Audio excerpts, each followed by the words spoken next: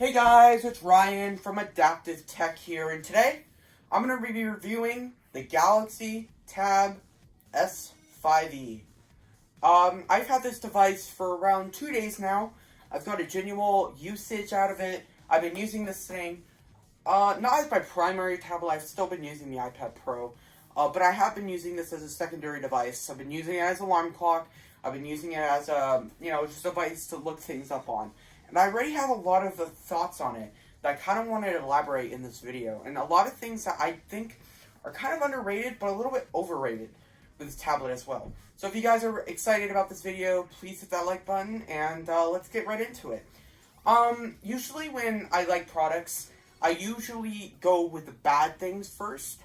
So I guess that's what we're going to do here. There's some bad hardware decisions here, even for the price I feel like Samsung could improve on. So first thing that kind of bothered me, the display is not actually curved. Samsung does some neat software tricks to trick you into thinking that the display is curved. But in actuality, it's not curved. It's actually a rectangle. It's just in software, they curve the corners. So again, I understand why they did this for the price, but it is kind of shady advertising if you tell me that they're advertising a curved display, even though it's actually a rectangle. Another thing I'm not a huge fan of this tablet are the cameras. They're garbage. I'm going to tell you that right now. The iPad Air 3, the iPad Mini 5, the iPhone 4S, not the iPhone 4S, no. The iPhone 5S, my bad, all have better cameras than this thing. The front-facing camera is okay, but the back-facing camera is, let's just say, it's a camera from 5 years ago. It was probably the exact same sensor that they used in the Galaxy S4. It's not a bad camera. It's 13 megapixels, but it's not very good at all. I would show you shots, but I don't want to hurt your guys' eyes. Yeah, they're not good. But, again, they're trying to cut corners with this thing. Get it? Cut corners. That was a bad pun. But I guess that's some of the sacrifices you have to make that's with this cheap of a price tag. Another thing I don't really like, they blatantly copied Apple. Okay, I'm going to be completely straight up honest here. Yes, I'm into Apple. Yes, I'm not an Apple fanboy. I'm not an Apple sheep. I'm just an Apple enthusiast, as you can clearly see. And one thing I don't really like about this tablet is how similar design is to the iPad Pro. Seriously guys, do you not see this? Camera on the top right, or top left, I guess depends on how you look at it. Antenna bands right on top and the bottom with the same exact things as a cellular version of the iPad Pro. A similar space gray finish. The display, oh my god, same size bezel all the way around.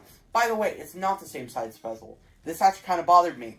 On the front, there's actually a bigger bezel on the side than there is on the top and bottom. I don't know why there is that. I don't know why Samsung thinks they want to use their tablet like this, but I guess that is a compromise you do have to make. But again, I'm not complaining too much considering this thing is a very light, very nicely designed tablet. I'll get into the things I like about it in a little bit. Another thing I don't like too much is the overall build quality. I think it's really good, but in my opinion, I feel like it also can bend. I feel like Samsung made it a bit too thin, as you can see. This thing is a ridiculously thin tablet, which is actually really nice to hold. But my problem is, I want to see jerry-rig everything, try to bend this thing, because I guarantee you it will snap in half. And that's one thing that you kind of just have to take for granted. Every single tablet bends, not just the iPad Pro. Every single tablet bends if they are exerted with enough pressure on the back. Now, I'm not going to do a bend test here because I do not want to break a $399 device. Now, another thing that kind of bothered me is the OS. Android on tablets, it's definitely better than I thought it would be. A lot of apps are more optimized than I initially thought. So as you can see, it just unlocked. And as you can see, the home screen is actually decent. Let me turn it around the right way. As you can see, the home screen is actually pretty decent. And you can see here, Android is pretty good on tablets. My biggest problem with it is a lot of things are just blown up iPhone, or not iPhone apps, but blown up Android apps. There's a very few apps that are optimized for this screen. The only apps I found were optimized were Amazon, eBay, and some like Samsung apps. That's about it though. Everything else was kind of a little iffy, to say at least. But at the same time, again, for the price of this tablet, and considering it's trying to be an Android tablet, I feel like it's doing a decent job. Okay, so those were really my biggest problems with the tablet. I guess another thing that I could put is performance, but for the price, you shouldn't expect very good performance. So I'm not gonna dock it too much there, but I will definitely talk about the performance. But, again, with products I like, I usually leave the things I like about them to the end. So, there are 3 things that I absolutely love about this tablet. 3 things that it definitely makes this tablet a very, very good competitor in terms of the hardware of this. So first of all, the screen. The screen is gorgeous. I'm going to just tell you that right now. The screen is absolutely magnificent. I wouldn't say it's on an iPad level in terms of the iPad Pro with 120 Hz, just better color accuracy overall. But I would definitely say it is 100% a very good display. And it's also OLED, which kind of concerns me a little bit on a tablet, because you have a lot more OLED pixels here that could potentially burn out or die. You drop it, OLED's a lot more fragile, and that does kind of concern me a little bit for the longevity of this device. But in terms of now, it's a gorgeous display. Gotta say, it's better than the $329 iPad. It's better than the iPad Air, in my opinion, but it's not as good as the iPad Pro. Okay? Now, another thing that just blew me away with this tablet are the speakers. The speakers are insanely good. They are magnificent. I'm telling you, I know I say that word a lot, but it is amazing how good these speakers are. The speakers almost rival that of an iPad Pro. That's how good they are. Now, I wouldn't put them in the level of the iPad Pro, because the iPad Pro sounds, oh my god, if you think this sounds good, wait until you hear an iPad Pro. That's all I'm going to say. But this thing definitely gets a little louder than the iPad Pro. But the iPad Pro definitely does have better sound quality overall. More bass, more clarity in the mids and highs, and the vocal ranges. But in my opinion, this thing is a great alarm clock.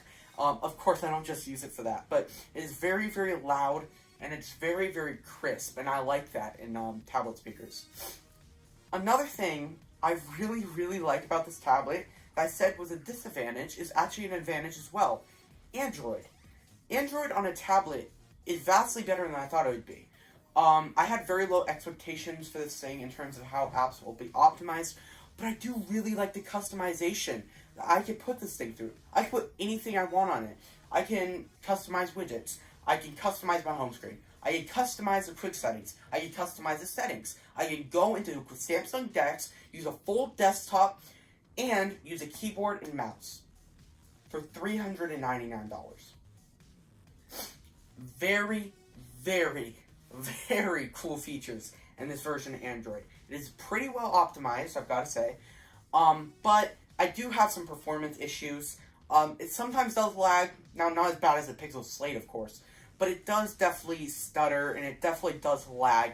And I actually had to restart the tablet a couple times because it would just hang and wouldn't do anything. Which, yes, is annoying. But, again, it's a cheap tablet, so I can't really... Well, it's not a cheap tablet, okay? This is the mid to cheap range tablet. So there's like $200 tablets. Under that is like all the cheap tablets. And over $200, it's like semi-premium. You should get a decent tablet. Like $200 to $500, that's like the semi-premium range. And over $500, it's very premium. So, in my opinion, this thing is in like decently premium range. So, for the decently premium tablet, I think it's a very, very strong competitor. I also do like the aspect ratio of the display. 16:9 actually works very well for videos.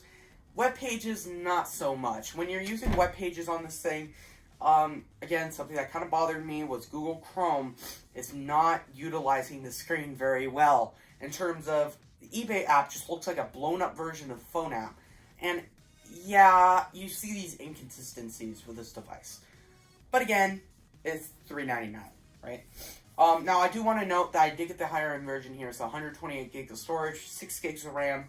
And that has been a huge, huge, huge help. And to be completely honest, guys, would I recommend this over the Galaxy, or not the Galaxy, the iPads or the iPad Air? I'm going to say get an iPad Air instead. Yes, this is a great, great tablet for people who like Android. If you're an Android fan, you hate iOS, you hate everything that Apple does, you hate their operating system, go for it. This thing is a great, great tablet. But if you're a person like me, or an average person who just wants a tablet to last a very long time, wants it to work, when I touch on an icon, it opens up the app that I touched on, get an iPad Air. Get an iPad Air, an iPad Pro 10.5 inch, get an iPad Mini. I think all those are definitely better options just because of the longevity. This thing won't last 2 years. I'm telling you, with the OLED display and the Snapdragon 670, it's going to slow down after, I would say, a year or two. It's just what Samsung does. Unfortunately, with a slow processor in here, that's not even as good as the A10 chip. It will definitely slow down a little bit. So, overall, what grade do I give this tablet? For Android users who want an Android tablet, I give it a 9 out of 10. Very strong. But for a tablet overall, I'm going to give it a 6 out of 10. I really like the hardware. I really like the speakers. I really like the screen. The screen's amazing. I do like some parts of Android. But the longevity, the processor, and the cameras, and everything else just combined into one package, it kind of, I don't know. I don't want to seem like I'm biased against Samsung. I'm not. They make great products. Like, I think this is a great product. But I'm not going to try to hide my bias. I'm definitely biased towards Apple, guys. I mean, you can just see this. I'm definitely biased. So, in this review, I am going to try to be as objective as possible. But you also have to know I'm a bit biased towards Apple. So, when I'm talking about this thing, take it with a tiny bit of grain of salt, but also take it with seriousness as well. Because this is my own personal experience with the tablet. I will do a 3 months later video to show you how it's aged in about 3 months. But overall, I would recommend this tablet. For Android people, for iOS people, I wouldn't. For people who want something to work, something that you tap on icons and it works, I wouldn't recommend this tablet. So guys, I hope you enjoyed this video. If you did, again, please like and subscribe. I know this is a new direction I'm taking the channel in. I know a lot of my fans don't like it. But what I'm trying to do here is make a nice and calm environment, unlike 3D printing. Oh my god, that community was terrible. But, one other thing, I do have another channel. It's called Adaptive Acting. Basically, I just do acting videos on there. So if you're interested to see me act, I will be posting more videos to that in the future. So guys, again, see you in the next one.